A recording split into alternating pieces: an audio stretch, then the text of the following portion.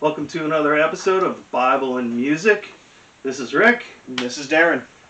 And in the past, this is our third episode. In the first two episodes, we brought up the composer, and we launched into the music and listened to it and gave our critique. And then at the end, we mentioned some of the other works he may have done. Some people underway. I'm going to reverse it this time. Okay. I'm going to talk extensively about the composer and listen to his other works first before we get into the work that he composed and is inspired by the Bible and is a part of our Bible and Music series. Okay. So who are we being introduced to this week? Otto Luening. Never heard of him. Me neither. And that's what's really cool about this book.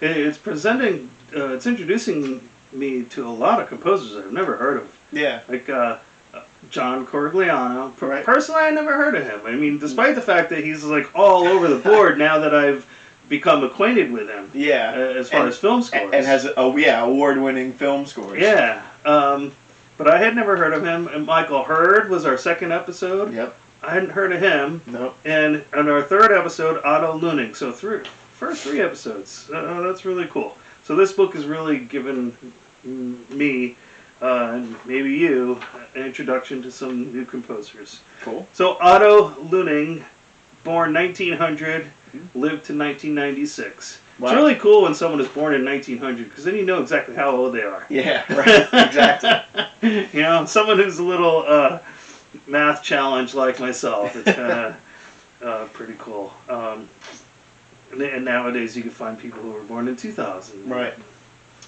So Otto was a German-American composer and conductor, and an early pioneer of tape music and electronic music. Interesting. When he was 12 years old, his family moved to Munich, and he studied music at the State Academy of Music. Okay, so 12 years old, he started to study music. And whenever I read something like that, I think back to what I was doing at 12 years old, you know? And I think I was, throwing rocks. Yeah. And wading through mud. It was in the swamp or something. I mean, at age 17, Otto moved to Switzerland and attended the Municipal Conservatory of Music in Zurich. So now he's moving on to sort of the cream of the crop music schools. Right. He returned to the United States in 1924 and appeared mainly as a conductor of operas in Chicago. Okay. So he's really surrounded by really top-notch music. So we can really consider him a bona fide composer. Oh, yeah. Yeah, I would say so. Right? And, this is worth noting, among his list of notable students, because he was a professor at one point, includes John Corigliano. How do you like that? Yeah, isn't that pretty neat? So let's give one or two listens. Let's give one or two of his songs a listen. Sounds good.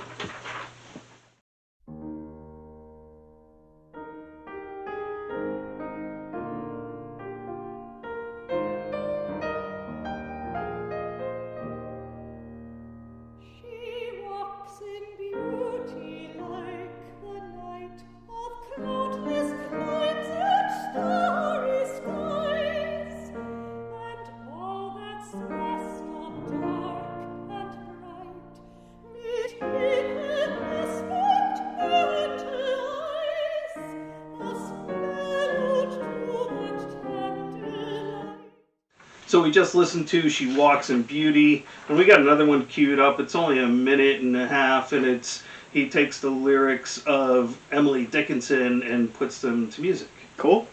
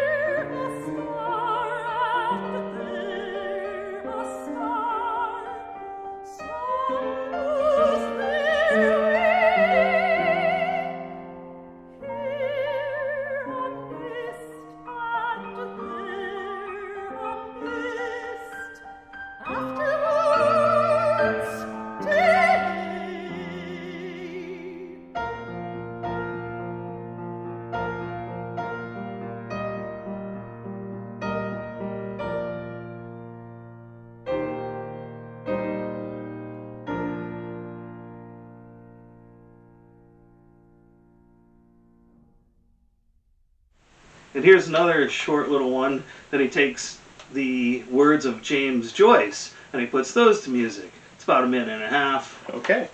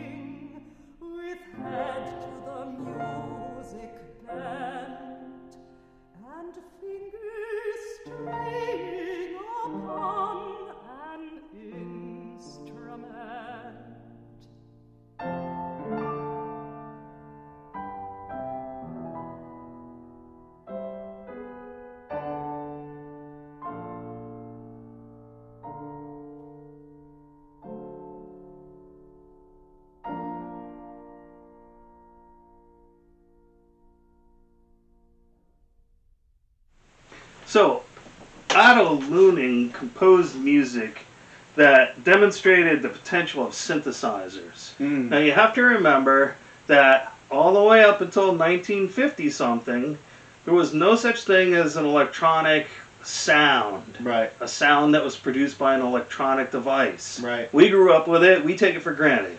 And so, all of a sudden, the world has electronic instruments, synthesizers, these hard pieces of hardware, electronic hardware that can create noises. Right. And so composers like Otto said, hey man, what can we do with this? This sounds great. Let's introduce the world to this new sound.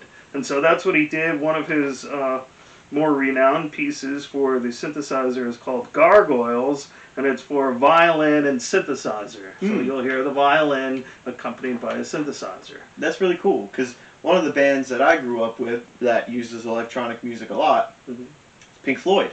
And Roger Waters would sort of experiment with, if you ever listen to the Dark Side of the Moon album, a lot of what he was doing in some of those tracks, he was experimenting with different sounds, trying to create sounds using electronics. Right. So without Otto Luening, we would not have Pink Floyd. Exactly. So which is interesting. Let's keep that in mind as we listen to a small section of this. Okay. The Gargoyles. I love the title. Yeah. It better be pretty cool.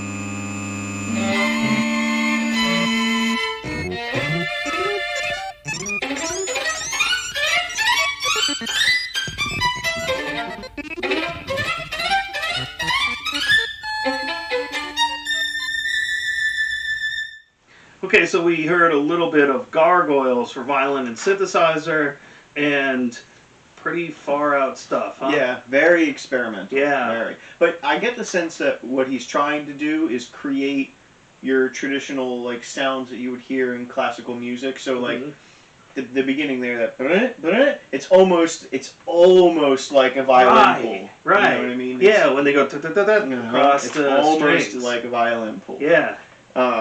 So it seems like he's trying to create sounds that are similar to an orchestral sound. Or demonstrate to the ear that even these technologically advanced synthesized sounds still have qualities that are familiar to us. Yeah, and we can embrace them in that way. I would bet that he included, this is a piece for electronics and violin, because the similarities he was trying to get at with in the electronics is that it's supposed to sort of emulate the violin. Right. And so that's why he kind of, it's almost a juxtaposition of the two. This is a synthetic sound that I've created, and here's the natural, organic sound from the violin, and look how similar they are. That's why there's like a part where the electronic is doing something and then the violin kind of fits between it. And the distinction starts to become a little bit blurred. Yeah, but very interesting stuff, and it's cool to see this. I agree. This is sort of trailblazing. Speaking of far out, Luening was the co-founder of the Columbia-Princeton Electronic Music Center in 1958. And they started using... This is when the invention of the tape recorder started to arise. Right. And so now you're having a new electronic device, and again, people with creative minds took that and said, whoa, there are capabilities of record. It's not just a playback instrument. Right. There are capabilities of composing that are unexplored. Let's check that out. And so you get echo effects, wah, wah, wah, wah, wah, wah, things like that from the recording device, the tape recording. You can get loops from the tape recording. Yep. And so there's a whole array of new techniques, new compositional techniques that can be introduced just from a tape recorder. Yeah. And so here, let's give Fantasy in Space for flute recordings manipulated on tape. Okay. Quite a title. Right.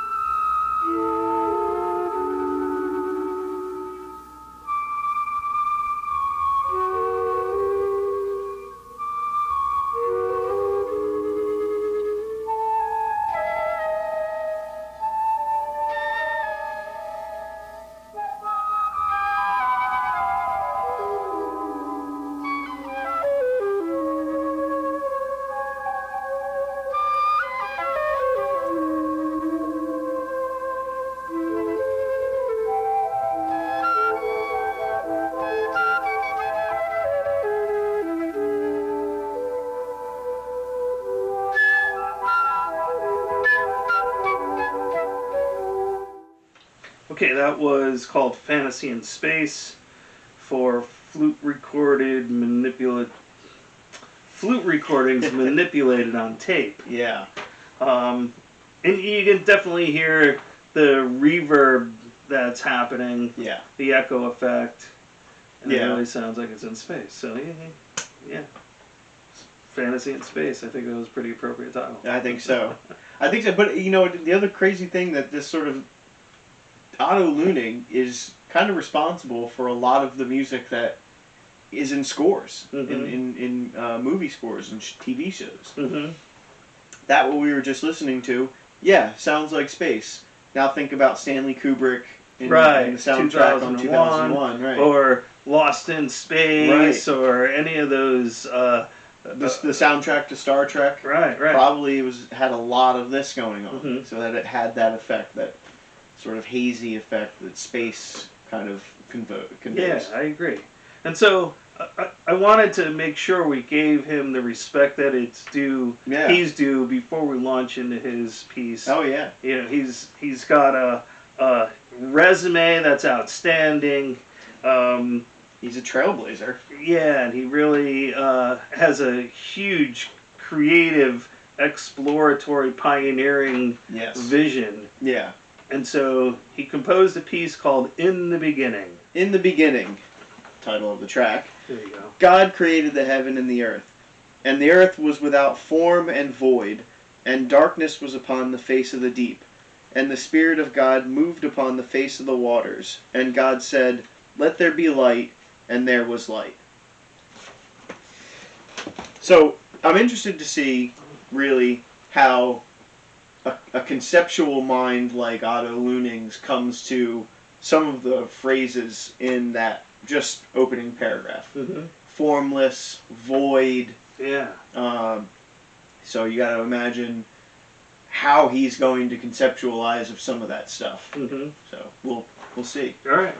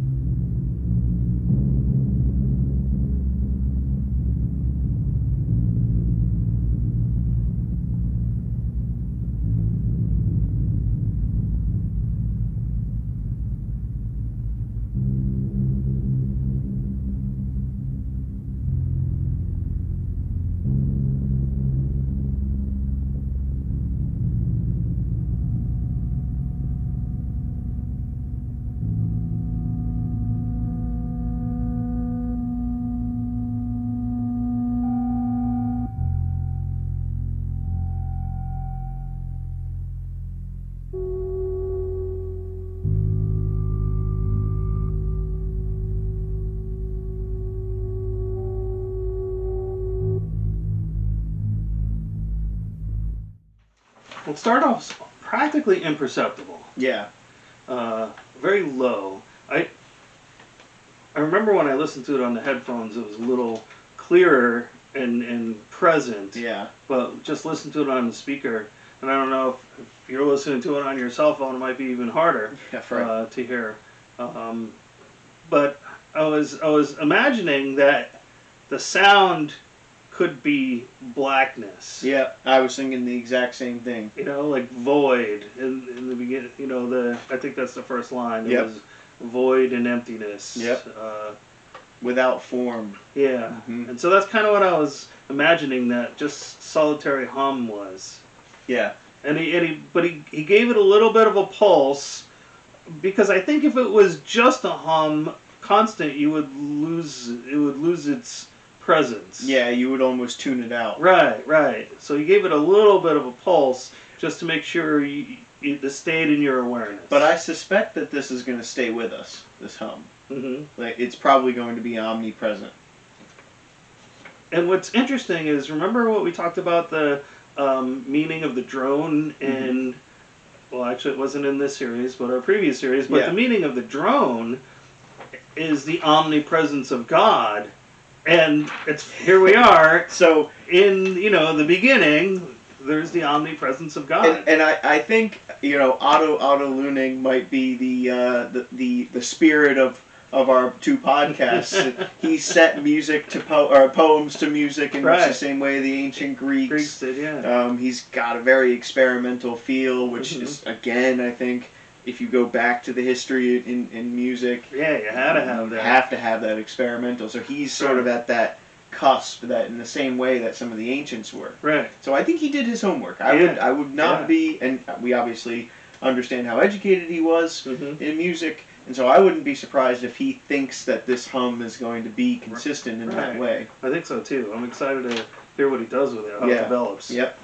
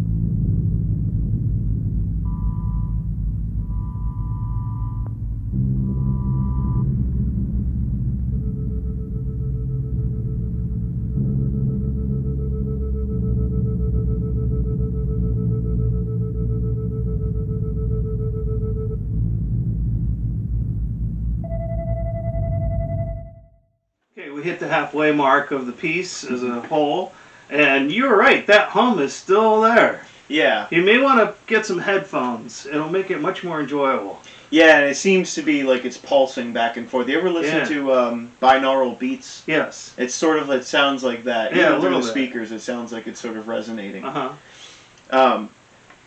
As to your hypothesis, I think the first one was correct. I think what he's doing when he brings in new sounds is introducing the new items that we see in Genesis. Yeah, because he's creating a new sound that no one's ever heard of before, and that's parallel to I'm creating a new life form that's never been in existence before. And have you ever, like, do you know the sound when somebody flicks on a light that they use in shows or in movies? Mm-hmm. And it's like that soft hum. It flickers a little bit. Ding, ding, ding. Right. That's what it sounded like he was doing there. Mm-hmm. And so the sound that light sound that comes in, I think it's supposed to be light. Wow, that's interesting. Like God created light, and I think he's trying, because it sounded so much like the classic image of somebody tapping a light bulb and it flickers on and comes to that hum. Yeah. That's what it sounded like in that. So I think your first hypothesis was correct, that each of the items is the new introduction to a new sound that he's creating. Yeah, that's a pretty neat idea. But we'll see if he keeps adding sounds. Okay.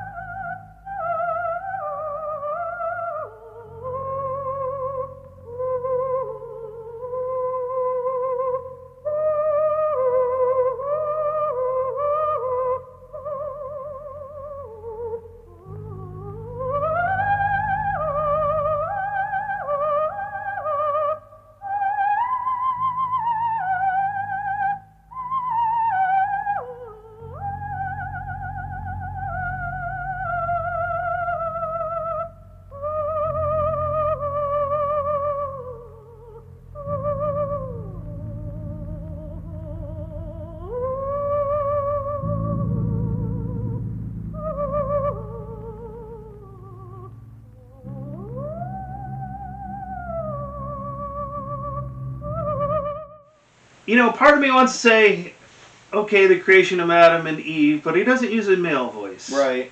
So maybe that's not an accurate hypothesis. Tonal change. Right, and that gliss that just stretches from low to high. Yep. I mean, it could be, if you think about, how frequency is sort of a naturally occurring thing. Mm-hmm. Electronic music is effectively frequency. Mm-hmm. So if frequency is a universal thing, that's kind of, if you ever see scientists point a microwave radar out into space and collect the hum, the residual hum. That's a frequency. That's like a universal frequency that's just omnipresent. Right.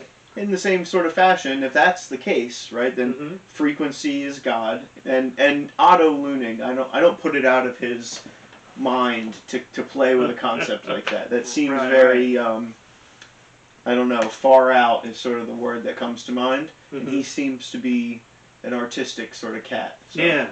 Well, let's catch the final 2 minutes and see where it resolves. Okay.